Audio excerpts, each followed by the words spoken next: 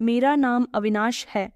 मैं अपने माता पिता का इकलौता बेटा था और मैंने छोटे से गांव में जन्म लिया था। मेरी परवरिश भी उसी गांव में हुई। माता पिता ने मुझे खूब पढ़ाया, लिखवाना कामयाब बनाया और फिर अपनी पसंद के मुताबिक मेरी शादी कर दी। जिस लड़की से मेरी शादी की थी वो बहुत अच्छी थी। शादी के बाद उसके साथ 1 साल कैसे और कब गुजर गया पता ही नहीं चला। फिर मेरे पिताजी की मौत हो गई। उन्होंने अपनी मेहनत की कमाई से गांव में जो ज़मीनें खरीदी थीं वो सब मेरे नाम कर दीं। उनको मुझसे बहुत उम्मीदें ख्वाहिशें थीं। मैं भी शहर में अच्छी नौकरी करने लगा था। शादीशुदा जिंदगी भी अच्छी चल रही थी, लेकिन एक बात थी जो मेरे दिल में बैठी हुई थी। शायद मेरी ख्वाहिश थी, वो ये थी कि मैं जल्द से जल्द पिता बनना चाहता था, वो भी एक बेटे का, ताकि मेरा नाम हो, मेरा परिवार आगे बढ़े, मेरा वारिस इस दुनिया में आए। बेटा ही तो नाम रोशन करता है, बेटा ही तो जायदाद संभालना है, बेटा ही तो अपने पिता का सहारा बनता है। इसीलिए मैं चाहता था कि ऊपर वाला मुझे बेटा दे। शादी को जब पूरा 1 साल हो गया तो मेरी पत्नी को गर्भवती होने की गुड न्यूज़ मिली। मेरी माँ भी उसके लिए बहुत प्रार्थना कर रही थी कि वो बेटे को ही जन्म दे। मैं भी अपने दिल में प्रार्थना किया करता था कि मुझे बेटा चाहिए और ऊपर वाला मेरी ख्वाहिश पूरी कर दे। फिर एक दिन मेरी पहली औलाद हुई, लेकिन वो बेटी थी। सच कहूँ तो मैं खुश नहीं हुआ था, मेरा चेहरा उदास हो गया था। वो मेरी पहली औलाद थी। मैंने उसे एक बार भी गोद में नहीं लिया था, न उसे प्यार किया था। लोग कहते थे कि बेटी तो पिता की जान होती है, लेकिन मेरे लिए वो बस एक उदासी बनकर आई थी। मेरी पत्नी ने काफ़ी कोशिश की कि मेरा दिल नरम हो जाए, मैं अपनी बेटी से मोहब्बत करने लगूं, उसका मासूम चेहरा देखकर मेरा दिल पिघल जाए। लेकिन मेरा दिल खुशी नहीं था, तो फिर मैं उससे मोहब्बत कैसे करता या उसे प्यार भरी नज़रों से कैसे देख सकता था। फिर मेरी बेटी 1 साल की हो गई। उसका नाम भी मेरी पत्नी ने खुद ही रखा, रोशनी। वो कहती थी कि ये सारे समाज की रोशनी बनेगी, मगर मैं उसकी फालतू बातों पर खामोश रहता था। रोशनी खेलते खेलते मेरे करीब आ जाती थी। वो चाहती थी कि मैं उसे अपनी गोद में लूं से प्यार करूं, लेकिन मैंने तो उसे पलटकर भी कभी देखा ही नहीं था। फिर 1 साल गुजरा तो फिर से मेरी पत्नी को गर्भवती होने की खुशी मिली। इस बार मैंने सोच लिया था कि अब की बार तो बेटा ही हो। ऊपर वाला मेरी प्रार्थना सुन ले। मैंने अपनी पत्नी से कहा कि कोशिश करना कि इस बार बेटा होना चाहिए। वो खामोश हो गई। उसकी आंखों में सवाल था जिसका मेरे पास कोई जवाब नहीं था। वो कहने लगी कि अविनाश, ये सब कुछ तो ऊपर वाला करेगा, मेरे हाथ में तो कुछ भी नहीं है। लेकिन मैंने साफ शब्दों में कह दिया था कि मुझे बेटा ही चाहिए। बस उस दिन के बाद वो हमेशा खामोश रहने लगी थी, शायद प्रार्थना करने लगी थी कि बेटा ही हो जाए, क्योंकि वो जानती थी कि जब मैं अपनी पहली बेटी से मोहब्बत नहीं करता तो दूसरी बेटी हुई तो उससे भी नहीं करूँगा। इसलिए अब उसकी भी ख्वाहिश यही थी कि बेटा हो जाए। मेरी जिद, मेरे शब्द उस पर बोझ बन गए थे। और फिर वो दिन भी आ गया जब दूसरी बार भी मेरी पत्नी ने बेटी को ही जन्म दिया। अस्पताल में जब मैंने सुना कि दूसरी भी बेटी हुई है तो मैंने चिल्लाकर कहा कि दूसरी भी बेटी, मेरा मूड खराब हो गया। जिस पर मेरी पत्नी की खुशियां भी धीमी पड़ गई थीं, मगर वो तो उसकी माँ थी, उसने उसको जन्म दिया था। मैं भले ही अपनी बेटियों से मोहब्बत नहीं करता था, लेकिन वो दोनों बेटियों से बराबर की मोहब्बत करती थी। मैं पूरी तरह से खामोश हो गया था। मेरी पत्नी भी मुझसे अब कोई बात नहीं करती थी। मेरी ख्वाहिश फिर से टूट गई। रोशनी छोटी छोटी बातें करती, शरारतें करती, मगर मेरे दिल पर उसकी शरारतें कोई असर नहीं करती थीं। मेरी पत्नी ने मुझे कई बार समझाया था, मेरे आगे हाथ जोड़े थे कि ये भी तो आपका ही खून है। बेटियां बेटा बनकर दिखा देती हैं, लेकिन मेरा बिहेवियर वही रहा। तीसरी बार फिर से मेरी पत्नी गर्भवती हुई तो मैंने अपनी पत्नी को साफ शब्दों में कह दिया था कि अगर तुमने बेटा पैदा नहीं किया तो इस बार मैं तुम्हें डिवोर्स दे दूंगा। वो मेरी बात सुनकर खामोश हो गई, फूट फूट कर रोने लगी। मेरी माँ ने भी मुझे बहुत समझाया कि बेटा, ये सब कुछ उसके हाथ में नहीं है। अगर तुम्हारे भाग्य में ही बेटा नहीं है तो फिर कोई क्या कर सकता है। उस बेचारी को परेशान मत करो, ऊपर वाले से प्रार्थना करते रहो। अगर वो चाहेगा तो तुम्हें बेटे का पिता ज़रूर बनाएगा। मगर मैंने तो कह दिया था कि मुझे बेटा चाहिए। बेटा हुआ तभी मैं इसके साथ रहूँगा, वरना इसे डिवोर्स दे दूंगा। मेरी पत्नी रोज रात को रोती रहती थी, प्रार्थना करती रहती थी। उसकी चेहरे की मुस्कुराहट तुझ जैसे कहीं गायब हो गई थी। दोनों बेटियों का बराबर से ख्याल रखती थीं। मेरी माँ को मेरी ये बात बुरी लगी थी। वो पूरी तरह से अपनी बहू की साइड में थी, मगर मुझे कोई फर्क नहीं पड़ता था। और फिर वो समय भी आ गया कि तीसरी बार भी मेरी पत्नी ने बेटी को जन्म दिया। अब की बार मेरे पास गुंजाइश नहीं बची थी। मेरा खून खौल उठा। मेरी पत्नी ने मुझे रोते हुए देखा, बेटी को गोद में दिया, लेकिन मैंने उसे अपनी गोद में नहीं लिया। वो समझ गई थी कि अब बेटी पैदा करने का अंजाम क्या होने वाला है। मैं उसे अस्पताल में ऐसी हालत में छोड़कर घर आ गया था। अगले ही दिन मैंने वकील से डिवोर्स के पेपर तैयार करवाए, और जैसे ही मेरी पत्नी अस्पताल से डिस्चार्ज होकर घर आई, मैंने वो उसके मुंह पर मार दिए और कहा कि मुझे तुम्हारे साथ नहीं रहना। एक बेटा मुझे नहीं दे सकी तो सारी जिंदगी मेरे साथ क्या निभाऊंगी। वो रो रही थी, मेरे कदमों में गिर गई। अविनाश, अगर मेरे हाथ में होता तो मैं तुम्हें सारे जहां की खुशियां लाकर दे दूं, लेकिन ये चीज मेरे हाथ में नहीं है। ये सब तो ऊपर वाले की देन है, तुम समझते क्यों नहीं हो? प्लीज तुम मुझे मत छोड़ो, मैं कहाँ जाऊंगी? मैंने कहा, कहीं भी जाओ, मगर मैं तुम्हें अपनी जिंदगी से निकालने का फैसला कर चुका हूँ। माँ कहने लगी कि नहीं बेटा, तुम ऐसा मत करो, इस बेचारी को मत छोड़ो। तुम जानते हो कि इसके माता पिता भी नहीं हैं, ये अकेली है।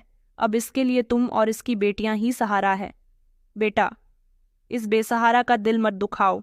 मैंने कहा, माँ, आप भी इसकी तरफदारी करती हो।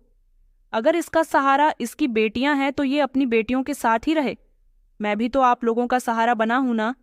अगर मेरा बेटा हो जाएगा तो वो मेरा सहारा बनेगा। आप लोग ये बात समझते क्यों नहीं हैं? लेकिन मैंने किसी की एक ना सुनी। माँ फिर भी मेरी पत्नी की तरफदारी करती रही और कहने लगी कि बहू इस घर से कहीं नहीं जाएगी, ये उसका घर है और वो यहीं पर रहेंगी। मैंने कहा, ठीक है, तो फिर या तो ये और इसकी बेटियां इस घर में रहेंगी या फिर मैंने अपना सामान पैक किया और मैं अपना घर छोड़कर आने लगा था। वैसे भी मेरा शहर रोज का आना जाना था, मैं वहीं नौकरी की अकड़ता था। मैंने सोच लिया था कि मैं शहर में ही कोई किराए का मकान देख लूंगा, वहां नौकरी भी करता रहूंगा और वहीं रहता भी रहूंगा। मगर मैंने अपने परिवार से सारे संबंध खत्म कर दिए थे। मेरी माँ और पत्नी मेरे पैरों में गिरकर फूट फूट कर रो रही थीं, मगर मैंने किसी की एक ना सुनी और मैं उनको रोता हुआ छोड़कर उस घर से और उनसे सारे संबंध खत्म करके निकल आया था। मैंने शहर आकर अपनी नई जिंदगी शुरू कर दी थी। उम्मीद के साथ मैंने सोच लिया था कि अब मेरी पहली डिवोर्स तो हो चुकी है, मैं यहाँ दूसरी शादी कर लूँगा।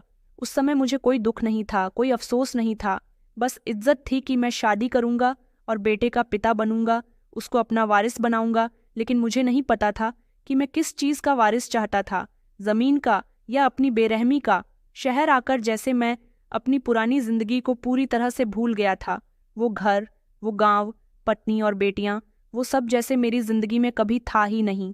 यहाँ मुझे एक सुंदर लड़की मिल गई जिसके घर में खुद ही रिश्ता लेकर पहुंच गया था। उसके माता पिता गरीब थे, वो भी यही चाहते थे कि उनकी बेटी की कहीं शादी हो जाए, तो उन्होंने खुशी खुशी अपनी बेटी की शादी मेरे साथ करवा दी। कुछ दिन में उसके साथ किराए के घर में ही रहा, लेकिन उसके बाद मैंने अपनी मेहनत की कमाई से अपने लिए एक छोटा सा घर भी खरीद लिया था। मैं गांव से अपनी सारी जायदाद के पेपर्स, अपने कपड़े, अपने सारे डॉक्यूमेंट्स, यहाँ तक कि अपनी हर छोटी से छोटी चीज़ को लेकर आया था, क्योंकि मैं जानता था कि अब मुझे कभी वहाँ पर वापस नहीं जाना। ये लड़की बहुत ही अच्छी थी, इसका नाम सुहाना था। मैंने इसे अपनी ज़िंदगी के बारे में बता दिया था, तो इसने मुझे उम्मीद दिलाई थी कि ये मुझे बेटे का पिता ज़रूर बनाएगी। वक्त गुजरता गया और मैं 1 साल के अंदर ही बेटे का पिता बन गया था, जिसकी मुझे बेहद खुशी थी।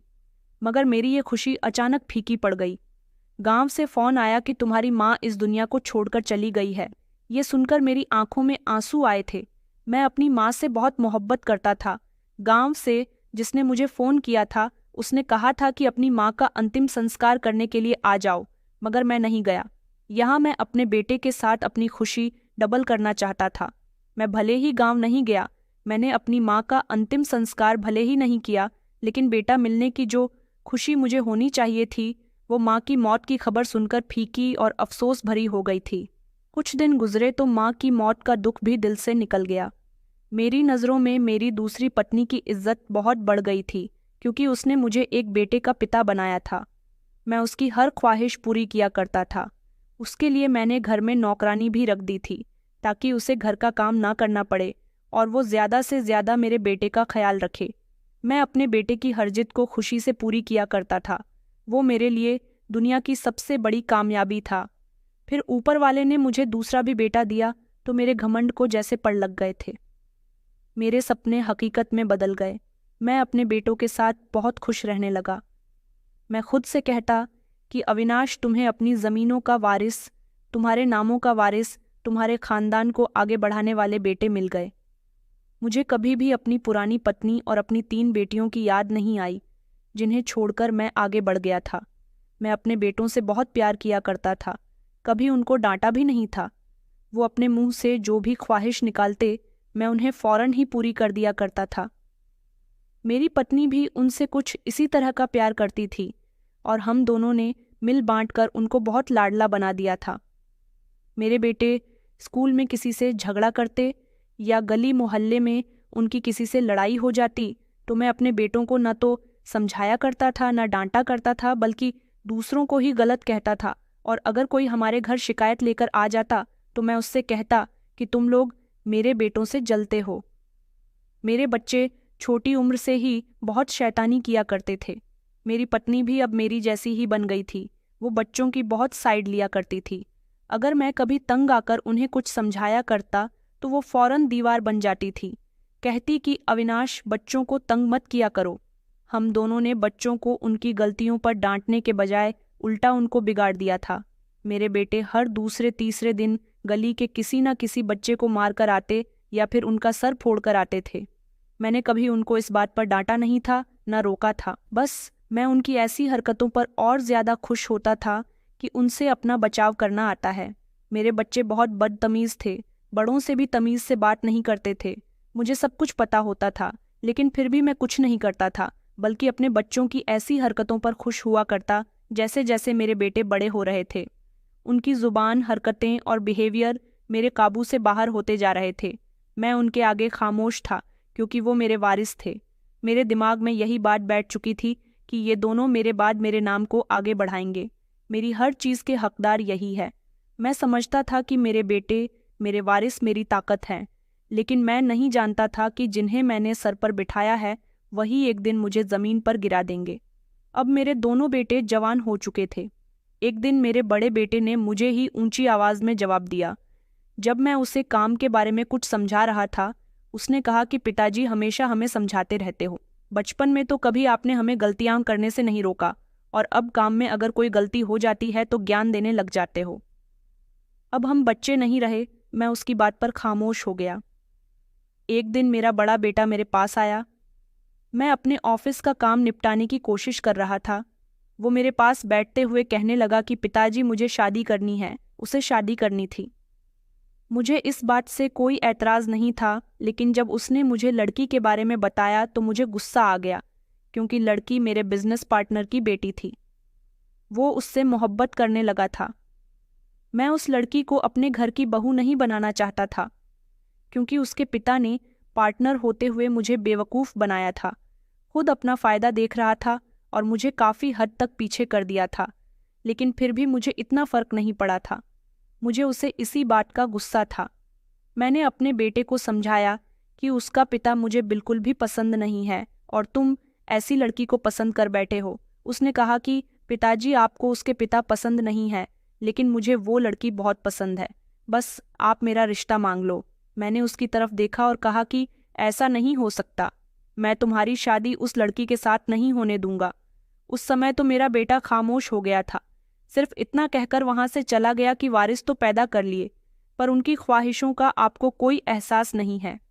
मैं खामोशी से अपनी जगह बैठा रहा। वक्त इसी तरह से गुजरता गया। मेरे दोनों बेटे जवान होने के साथ साथ काफ़ी समझदार भी हो गए थे। मैं बुढ़ापे की दहलीज पर पहुंच चुका था। अब मुझसे ऑफिस भी नहीं जाया जाता था, बस घर में ही रहने लगा और घर का माहौल देखता रहता। अपने बेटों को मैंने बड़े लाड़ प्यार से पाला था, उनकी हर बात को माना। वही अब मेरे लिए लाचारी का रास्ता बना रहे थे। मेरी पत्नी, जिसे भी मैंने बहुत इज्जत दी थी, अपने सर पर बिठाया था, वो अब छोटी छोटी बातों पर झुंझला जाती थी, मुझे ताने दिया करती थी। उसके चेहरे पर अजनबियत आ गई थी। एक दिन बड़े बेटे ने कहा कि पिताजी, आपका कमरा हमारे कमरे के जस्ट बराबर में ही है। आप सारी रात खांसते रहते हो, जिसकी वजह से हमें नींद नहीं आती। छोटे बेटे ने भी कुछ ऐसा ही कहा। मेरी पत्नी खामोशी से दरवाजे पर खड़ी हुई सब कुछ देख रही थी, लेकिन उसने कोई शब्द नहीं कहा। मैंने नज़र झुका ली। अब मेरी बोलने की हिम्मत नहीं थी। मैं उन लोगों के लिए बूढ़ा हो चुका था, बेकार हो चुका था। मेरा बिस्तर और कुछ पुरानी चीज़ें उन्होंने स्टोर रूम में रख दिया था। स्टोर रूम की छत से पानी टपकता था। कमरे में सीलन थी, वो घुटन थी जो शायद किसी ने बरसों से महसूस नहीं की हो। लेकिन मैंने कुछ नहीं कहा। मैंने सब्र किया और सोचा कि कम से कम मेरे सर पर छत तो है।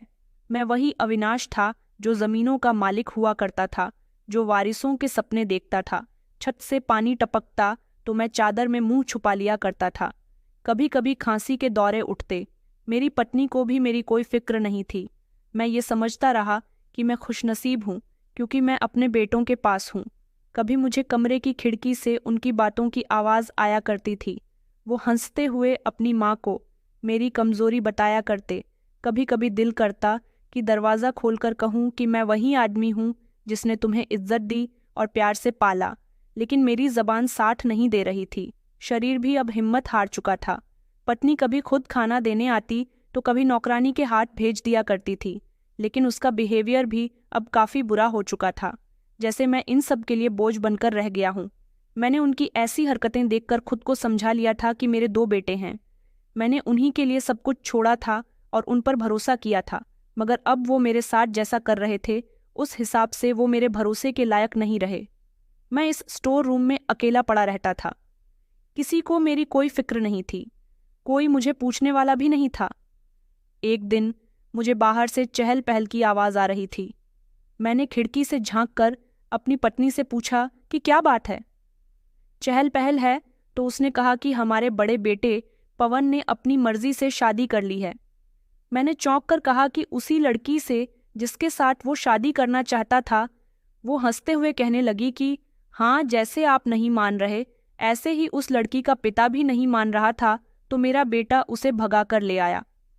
मैं बहू के स्वागत की तैयारी कर रही हूँ। ये सुनकर मेरा खून खौल उठा था। मुझे बहुत गुस्सा आया था, लेकिन मैं कुछ नहीं कर सकता था। जिन बेटों के लिए मैंने इतनी कुर्बानियां दी, हर रिश्ते को छोड़ा। आज मेरे अपने ही बेटे अपनी जिंदगी का सबसे बड़ा फैसला खुद कर रहे थे और ना ही मैं उनकी खुशी में शामिल हूँ।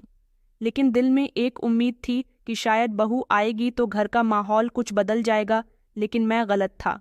अब मेरी जिंदगी का हर दिन स्टोर रूम के इस अंधेरे में खामोशी से और अकेलापन के साथ गुजर रहा था। मैं खुद को तसल्ली दिलाता रहा कि मैं वो बदनसीब नहीं जो लावारिस हूँ। मेरा सहारा मेरे बेटे हैं। आज बुरा है तो कल अच्छा भी होगा। यही सोचकर हर रात आंख बंद कर लेता, लेकिन शायद मुझे अंदाज़ा नहीं था कि ये सिर्फ शुरुआत है। जो दुख में सह रहा था वो अंजाम नहीं था, बल्कि एक सज़ा थी जो अभी काटनी बाकी रह गई थी, जो मेरे अपनों ने ही मुझे दी थी। मैं अपने ही घर के स्टोर रूम में कैद होकर रह गया था। वो दिन हमेशा मेरी याद में रहेगा जब मैं एक दिन अपनी मर्जी से स्टोर रूम से बाहर चला गया। मुझे बहुत तेज़ बुखार था, मेरा शरीर कांप रहा था। कई दिन से मुझे खांसी हो रही थी। मैं चाहता था कि दवाई ले लेता हूँ। शायद बाहर खुली हवा में कुछ देर के लिए बैठ जाऊंगा तो मेरी तबीयत थोड़ी बहाल हो जाएगी। मैं ड्राइंग रूम के पास से गुजरा तो मेरे बड़े बेटे की पत्नी मुझे देखकर चीख पड़ी। कहने लगी कि आप बाहर क्यों निकल आए हो? आप बीमार हो और आप हमें भी बीमार कर दोगे। तभी मेरा छोटा बेटा आया और गुस्से से मेरा बाजू पकड़कर कहने लगा कि पिताजी, कितनी बार कहा है कि स्टोर रूम से बाहर मत निकला करो। हर समय खांसते रहते हो। आप हमें भी अपनी बीमारी लगाना चाहते हो क्या? मैंने कहा, बेटा बस 2 मिनट हुए हैं, थोड़ी देर बैठने दो। अंदर सांस बंद हो रही थी, लेकिन मेरी बात सुनने वाला कोई नहीं था। छोटे बेटे ने जोर से मेरा कंधा झटक दिया और कहने लगा कि वापस अंदर जाओ और अब निकलने की कोई ज़रूरत नहीं है। आपकी वजह से हम सब बीमार हो गए तो कौन संभालेगा? मैं खामोशी से वापस स्टोर रूम में आ गया था। वहाँ एक छोटा सा पंखा भी नहीं था। बहुत ज़्यादा घुटन थी। एक दिन सुबह के समय मुझे बहुत तेज़ प्यास लग रही थी। कमरे में पानी खत्म हो गया था। मैंने आवाज़ लगाकर पानी मांगा तो बहू पानी का ग्लास लेकर आई। कहने लगी कि आपको बाहर आने की कोई ज़रूरत नहीं है, बस ग्लास ले लीजिए। मैं अंदर नहीं आऊँगी क्योंकि आप बीमार हैं। आपका इन्फेक्शन मुझे भी लग सकता है। मैंने कांपते हाथों से पानी का ग्लास पकड़ा तो वो ज़मीन पर गिर गया। बहू वहां से चली गई। उसने मुझे दोबारा पानी नहीं दिया। मैंने खुद ही हल्का सा दरवाज़ा खोलकर कांच के टूटे हुए टुकड़े उठाए और समेटता रहा ताकि किसी को तकलीफ ना हो। कुछ दिन और ज्यादा दर्दनाक गुजर रहे थे। मेरे पेट में एक दिन बहुत तेज का दर्द उठा। मैं जोर जोर से चिल्ला रहा था, मगर किसी ने मेरी आवाज़ नहीं सुनी। मैं आवाज़ देता रहा, दरवाज़ा खटखटाता रहा। थोड़ी देर बाद मेरा छोटा बेटा आया और कहने लगा कि क्या है पिताजी, किस बात का शोर मचाया हुआ है। मैंने कहा, बेटा मेरे पेट में बहुत तेज़ दर्द हो रहा है, मुझे कोई दवाई दे दो या फिर डॉक्टर के ले चलो। उसने कहा कि कोई दर्द नहीं है, सब आपके बाहर निकलने के नाटक हैं, आपने खा लिया होगा कुछ उल्टा सीधा इसलिए दर्द हुआ है। मना किया है ना कि ज्यादा मत खाया करो, 2-3 दिन भूखे रहोगे तो पेट का दर्द ठीक हो जाएगा, कोई ज़रूरत नहीं है दवाई की। इतना कहकर वो वहां से चला गया। मेरे इतनी तेज दर्द हो रहा था कि मैं दर्द से तड़पते तड़पते बेहोश हो गया। मुझे याद है जब मुझे होश आया तो मैं वहीं स्टोर रूम की ज़मीन पर था। मुझे देखने वाला कोई नहीं था, खामोशी से बैठा रहा। मेरी जिंदगी बहुत बुरी गुजर रही थी।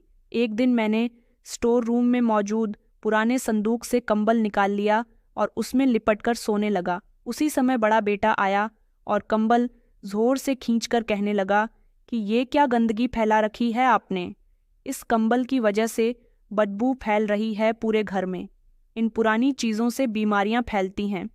मैंने रिक्वेस्ट की कि बेटा इसे मेरे पास रहने दो, मुझे रात को सर्दी लगती है, मगर उसने उसे उठाकर बाहर फेंक दिया। उनकी ये सारी हरकतें मेरे दिल पर गहरे जख्म छोड़ रही थीं। अब मैं किसी की बात पर यकीन करने के काबिल नहीं रहा था। मेरा भरोसा, मेरी मोहब्बत सब रौंदी जा चुकी थी। मेरी पत्नी जिसकी हर ख्वाहिश मैंने पूरी की थी, आज उसकी हर ख्वाहिश उसके बेटे पूरी कर रहे थे तो उसे अपना पति बुरा लग रहा था। ऐसी तकलीफ के समय में मुझे अपनी पत्नी और अपनी वो 3 बेटियां याद आई थीं, जिनको मैं कई सालों पहले छोड़कर यहाँ शहर वापस आ गया था। मैंने सोचा शायद आज अगर वो मेरे साथ होती तो शायद वो मेरी सेवा करती। अब मैं अपने बेटों की हरकतें और बर्दाश्त नहीं कर सकता था। मैं अपनी ज़िंदगी के वो दिन कभी नहीं भूल सकता था। मेरा छोटा बेटा कमरे में आया। उसके हाथ में एक फाइल थी और चेहरे पर अजीब से सीरियसनेस थी। उसने आकर कहा कि पिताजी इन पेपर्स पर साइन कर दो, ये घर और आपकी ज़मीन के कागजात हैं। हम चाहते हैं कि आप इन्हें हम दोनों भाइयों के नाम कर दो। अब आप बीमार रहते हो, मैं चाहता हूं कि ये काम आपके जीते जी हो जाए। ये सुनकर तो मेरे पैरों तले से ज़मीन निकल गई थी। मुझे ऐसा लगा जैसे किसी ने मेरे शरीर से जान निकाल ली हो। मुझे लगा कि शायद मैंने कुछ गलत सुन लिया है। मैंने धीरे से पूछा कि क्या कहा तुमने? उसने फाइल आगे बढ़ाते हुए कहा कि ये सब कुछ वैसे भी हमारा है। आप ही तो कहते थे कि हम वारिस हैं, तो फिर ये कानूनी कार्रवाई भी पूरी कर दीजिए। मैंने कहा, तुम दोनों मेरे वारिस हो, सब कुछ तुम्हारा ही है, लेकिन जब तक मैं जिंदा हूं ये सब मेरे नाम पर ही रहेगा। ये तुम्हारा हक है, लेकिन मेरे मरने के बाद। तभी मेरा बड़ा बेटा कहने लगा, जो दरवाजे पर खड़ा हुआ सब कुछ सुन रहा था, आप तो बीमार रहते हो, अब आपके मरने में समय ही कितना रह गया? जब हम इसके वारिस हैं तो आप ये सब कुछ हमें दे क्यों नहीं देते? वो दोनों एक साथ थे और एक ही भाषा बोल रहे थे। उनकी माँ पीछे खड़ी हुई थी।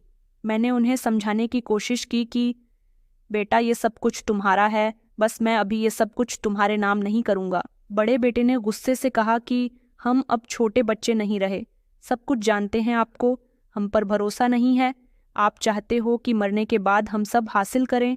छोटा बेटा कहने लगा कि हम आपकी औलाद हैं या फिर नौकर। वो दोनों बहुत भड़क रहे थे, बहुत गुस्सा कर रहे थे। मैंने कहा कि मेरी बात तो सुनो, सब कुछ तुम्हारा ही है, लेकिन अभी वक्त नहीं आया।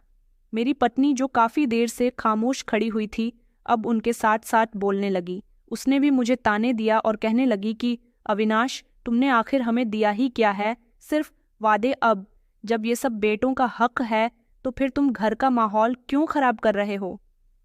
मेरी आंखों के सामने वही नज़ारा था जो मैंने अपनी पहली पत्नी के लिए खुद बनाया था। आज वही अंजाम मेरे सामने था, लेकिन कैरेक्टर बदल चुके थे। उसी दिन मेरे बेटों ने मेरा सामान उठाया और मुझे दरवाजे की तरफ धकेल दिया। छोटे बेटे ने कहा कि आपको यहाँ रहने की ज़रूरत नहीं है, जब आप सब कुछ हमारे नाम कर दोगे तभी इस घर में रहने दिया जाएगा। उन्होंने मिलकर मुझे घर से निकाल दिया। मेरे कदम खुद ब खुद सड़क पर चलने लगे। मेरे साथ न कोई बैग था, न कोई सामान था, न पैसे थे, सिर्फ आंखों में आंसू थे और कमज़ोर सा शरीर। सामान तो उन लोगों ने फेंक दिया था, लेकिन मेरे शरीर में इतनी हिम्मत नहीं थी कि मैं अपना सामान उठाकर सड़क पर इधर से उधर फिट सकूं। अपने ही शहर की गलियां मुझे अजनबी लगने लगी थीं। हर तरफ अजीब सा शोर गूंज रहा था, लेकिन मेरे अंदर की खामोशी चीख रही थी। मैं एक पेड़ के नीचे जाकर बैठ गया और सोचने लगा कि अविनाश, तुम जो कभी अपनी ज़मीनों के वारिस के सपने देखते थे, आज उन्होंने ही तुम्हें कहीं का नहीं छोड़ा। अब मैंने फैसला कर लिया था कि मुझे कानून का सहारा लेना है। पुलिस स्टेशन जाऊंगा। आखिरी समय में ये बात मैंने अपने बेटों को भी समझाई थी, तो वो दोनों हंसने लगे। कहने लगे कि ठीक है, जहाँ जाना है चले जाओ, कानून भी जानता है कि ये सब कुछ हमारा है, आप हमें रोक नहीं सकते। उनकी बातें मेरे कानों में अभी तक गूंज रही थीं, लेकिन मैं खामोश रहा। मैं थके हुए कदमों से पुलिस स्टेशन पहुंचा, तभी एक हवलदार ने मुझे तरस भरी नज़रों से देखा। कुछ देर के बाद एक कांस्टेबल मेरे पास आया और कहने लगा कि क्या परेशानी है। मैंने कहा कि मुझे एसपी से मिलना है। उसने कहा कि आपका नाम क्या है। मैंने जवाब दिया और अपना आईडी कार्ड भी दिखाया, जो हमेशा मेरे कपड़ों की जेब में रखा रहता था। उसने मेरा आईडी कार्ड ध्यान से देखा और फिर मेरे चेहरे की तरफ गौर से देखने लगा। ऐसा लग रहा था जैसे वो मुझे पहचानने की कोशिश कर रहा हो। उसने कहा कि आपको क्या परेशानी है। मैंने उसको सब कुछ बता दिया कि मेरे 2 बेटे हैं, मैंने उनके लिए सब कुछ छोड़ा।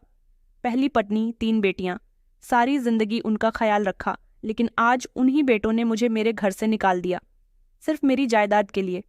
पूरी बात सुनने के बाद उसने कहा कि आपको पता है कि यहाँ की एसपी कौन है। मैंने नहीं में सर हिलाया। वो धीरे से मेरे करीब आया और कहने लगा कि यहाँ की एसपी मैडम का नाम रोशनी अविनाश वर्मा है। उसकी बात सुनकर मेरा दिल जैसे एक लम्हे के लिए खामोश हो गया था। मैंने कहा, रोशनी? अविनाश वर्मा तो मैं हूँ, और रोशनी मेरी बड़ी बेटी का नाम है। मेरे होंठ कांपने लगे। रोशनी, वो तो मेरी बड़ी बेटी। वो कहने लगा कि जी, और उनकी फाइल के साथ आप ही का कार्ड लगा हुआ है, इसलिए मैं आपको पहचान गया और समझ गया कि आप उनके पिता हों। ये सुनकर मैं हैरान रह गया। मेरे दिमाग में अपनी बेटी की पुरानी तस्वीर घूमने लगी। वो मासूम सी बच्ची जिसे मैंने कभी गोद में भी नहीं उठाया था, जो मेरी उंगली पकड़ने के लिए तरसती रही, जिसकी बातों को मैंने कभी अहमियत नहीं दी। वहीं रोशनी आज एसपी बन गई है। कांस्टेबल तो वहां से चला गया था। थोड़ी देर के बाद मुझे एसपी के कैबिन में भेज दिया गया। मेरे दिल में डर और शर्मिंदगी थी, लेकिन एक उम्मीद थी कि शायद मेरी बेटी भी मुझे देखना चाहेगी। क्या वो सच में मेरी बेटी है? मैंने उस समय अपनी बेटियों को छोड़ा था जब वो बोलना भी नहीं जानती थी। कांस्टेबल मुझे अपने साथ एसपी के कैबिन में लेकर गया। दरवाज़ा खुला तो सामने ही कुर्सी पर सुंदर सी चेहरे वाली वर्दी में एक लड़की बैठी हुई थी।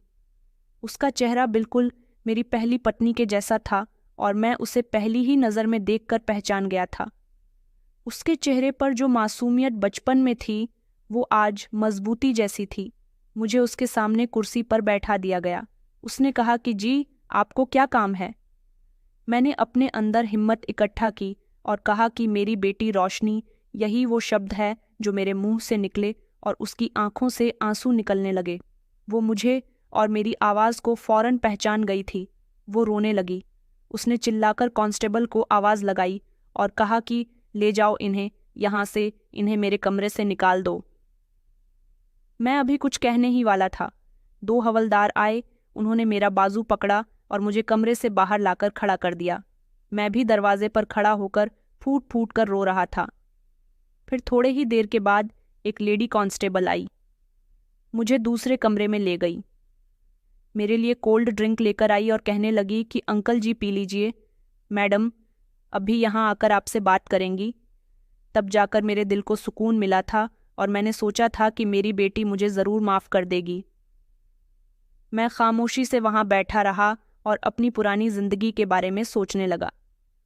जिस समय मैं घर छोड़कर आया था तो मेरी पत्नी और मेरी माँ बिलक बिलक कर रो रही थी और मेरी तीनों बेटियां अनजान थीं। उन्हें नहीं पता था कि उनके पिता क्या कर रहा है। आज मेरी वही रोशनी मेरी जिंदगी का मुझे इकलौता सहारा लग रही थी। थोड़ी देर के बाद रोशनी कमरे में आई और कहने लगी कि आपने कोल्ड ड्रिंक नहीं पी, पी लीजिए, आपको इसकी बहुत ज़रूरत है। मैंने सर उठाकर उसकी तरफ देखा। मैंने बॉटल हाथ में लिया। मेरे हाथ कांप रहे थे। मेरी नज़र बार बार अपनी बेटी के चेहरे पर जा रही थी।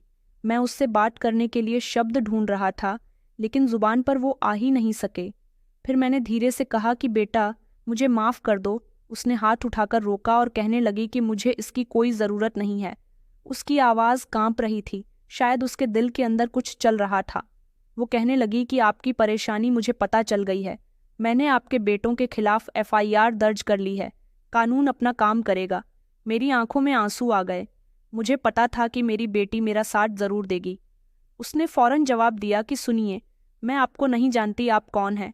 मैं सिर्फ कानून से मतलब रखती हूँ। मेरा फ़र्ज़ है कि मैं मज़लूमों का साथ दूँ और आप अपने नरम शब्द अपने बेटों के लिए बचा कर रखिए, जो अभी तक आपके इंतज़ार में होंगे। ये कहकर वो पलट गई और कमरे से निकल गई। मैं वहीं पर बैठा रह गया था। उसके इस शब्द ने मुझे तोड़ दिया था। सारी जिंदगी में समझता था कि बेटे ही वारिस होते हैं, लेकिन आज बेटी ने मेरे लिए वो किया जो किसी बेटे ने नहीं किया।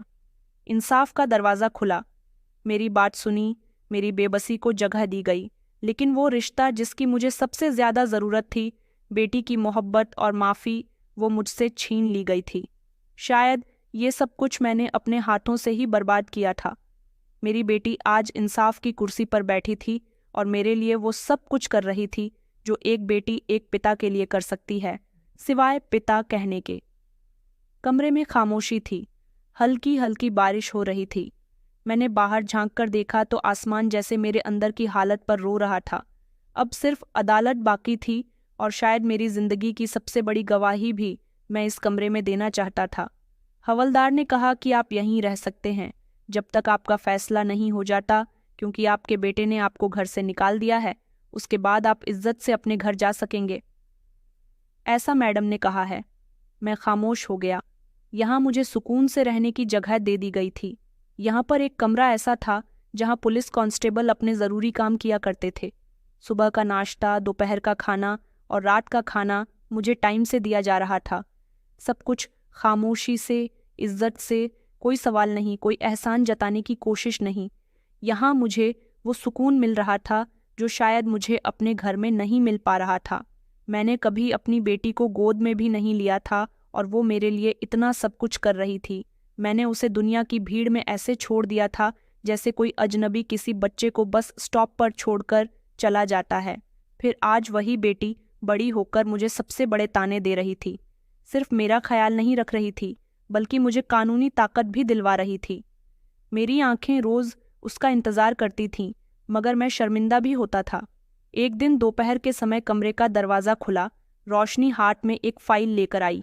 उसके चेहरे पर मामूली सी सीरियसनेस थी, लेकिन शब्दों में नरमी थी। उसने कहा कि ये फ़ाइल है, इस पर आप अपने सिग्नेचर कर दीजिए।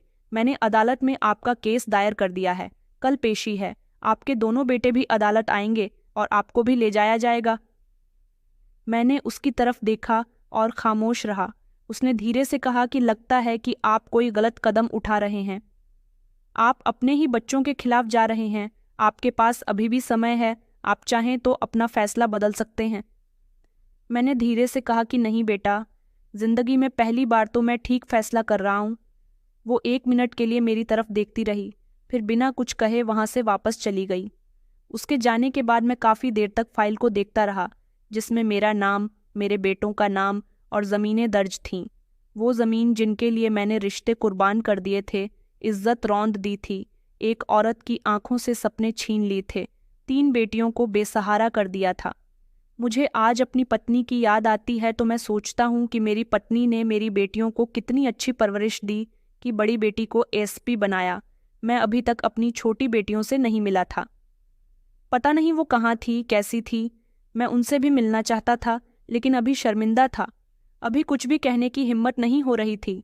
अब मैंने फैसला किया था कि मैं अपनी जायदाद अपने बेटों और बेटियों में बराबर से बांटूंगा। ये भी तो मेरा ही खून थी। मैं अपने 5 बच्चों को बराबर से हिस्सा दूंगा।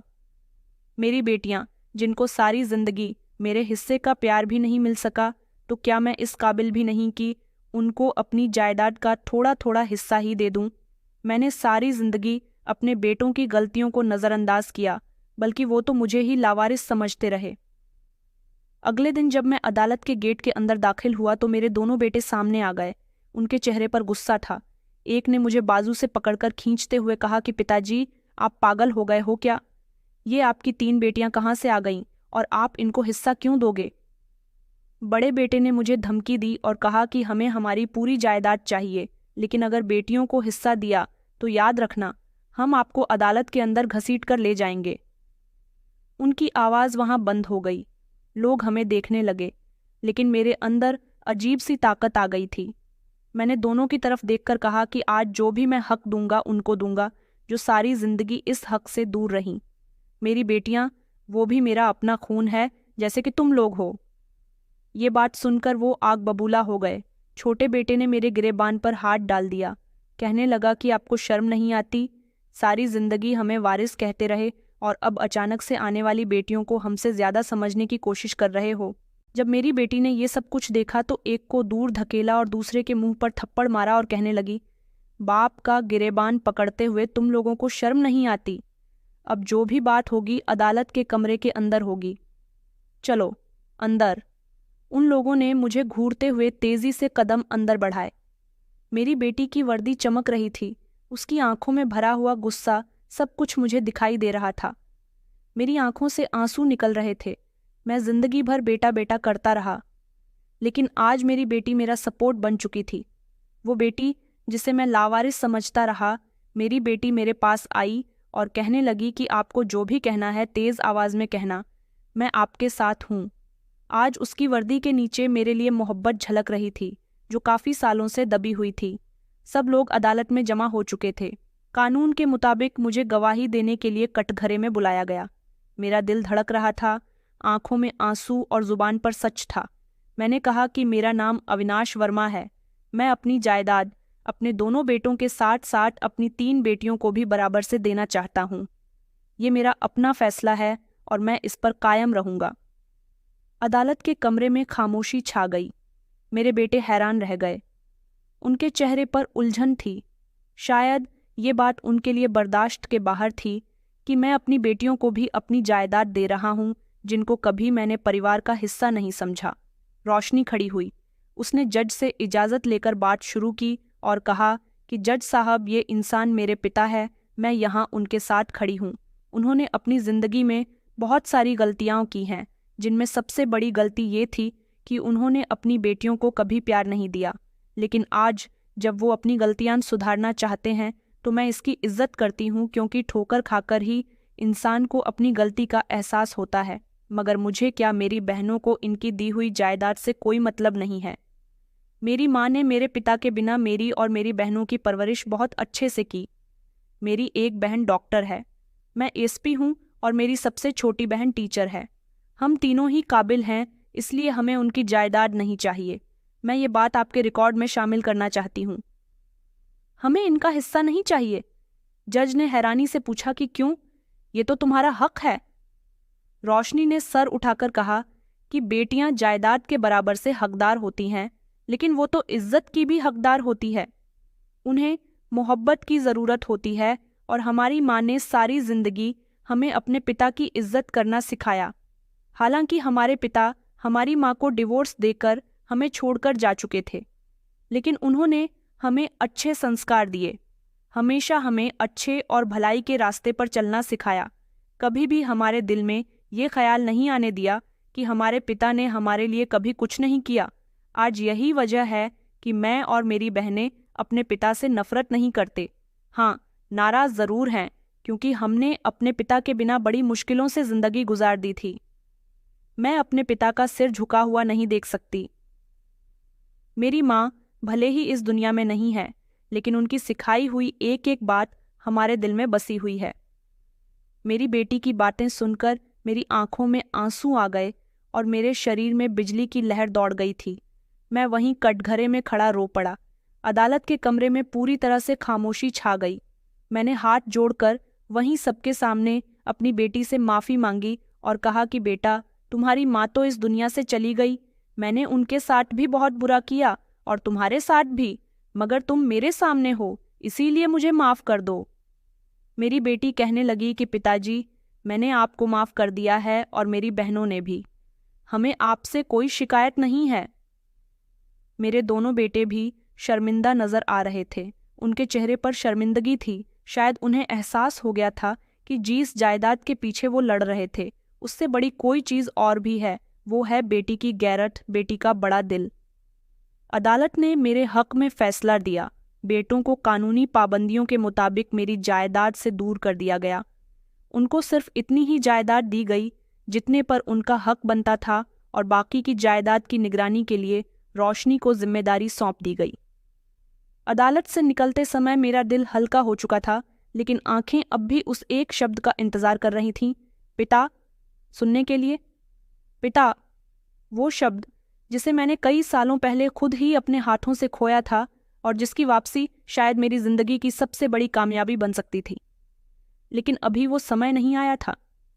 अब मैं जान चुका था कि जायदाद का वारिस बनाना आसान है, लेकिन इज्जत की वारिस तो सिर्फ बेटियां बन सकती हैं। अदालत ने मेरे हक में फैसला दे दिया था। वो सब कुछ जो मैंने अपने बेटों के हवाले अपने हिसाब से करना चाहा था, अब कानून के हुक्म से मेरे हाथ में वापस आ चुका था। मेरे दिल में किसी जीत का घमंड नहीं था, लेकिन एक खालीपन था, जैसे मैं सब कुछ जीत कर भी हार चुका हूँ। मैंने अपने वकील से कागजात तैयार करवाए। जो ज़मीन और जायदाद थी उसमें सबके हिस्से बराबर बराबर कर दिए। मैंने हर एक के लिए कागजात में हिस्सा लिखवाया। मेरी बेटियां इस फैसले पर हैरान थीं, लेकिन खामोश भी थीं। शायद वो जानती थीं कि मैं इस समय किसी और हालात से गुजर रहा हूँ। मैंने जब घर के कागजात पर सिग्नेचर किए और कहा कि ये घर मैं तुम दोनों बेटों के नाम कर रहा हूँ, तुम लोग इस घर में रहो, मैं कहीं भी रह लूँगा, बस तुम खुश रहो। उनके चेहरे पर खुशी की झलक तो ज़रूर आ गई थी, जैसे वो चाहते भी यही थे। लेकिन उन्हें ये नहीं पता था कि उनके पिता उनसे दूर होने वाला था।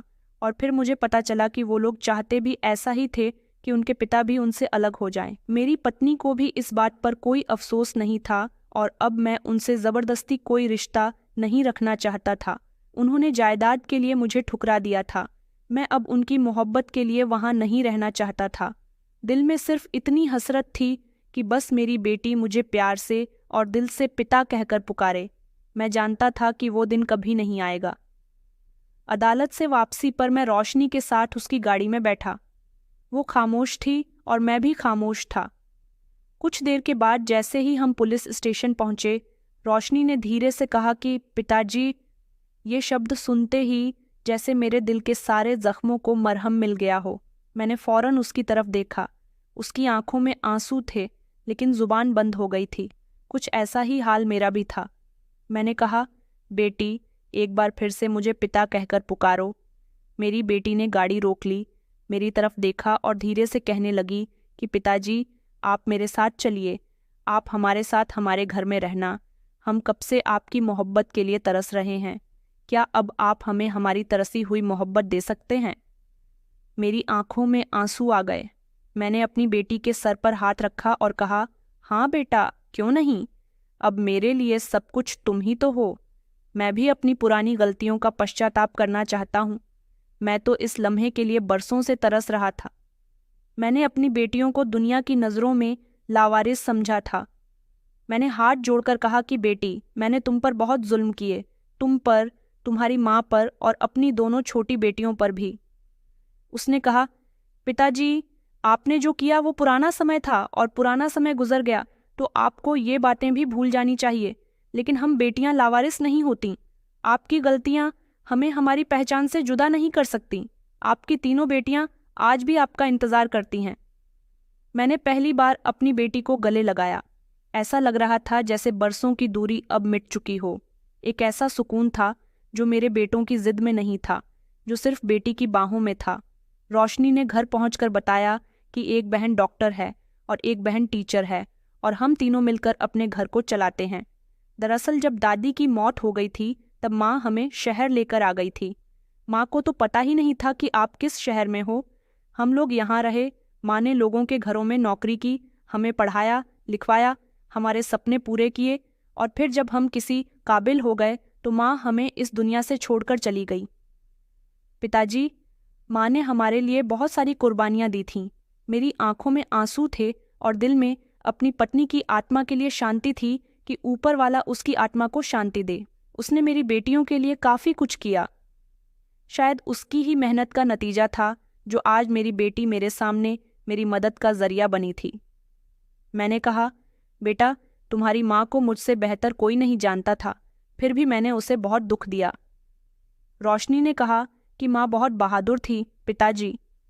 उन्होंने हमें कभी किसी चीज़ की कमी महसूस ही नहीं होने दी। सिर्फ पिता की कमी हम तीनों बहनों ने हमेशा महसूस की, लेकिन अब आप आ गए हो हमारी कमी को पूरा करने के लिए।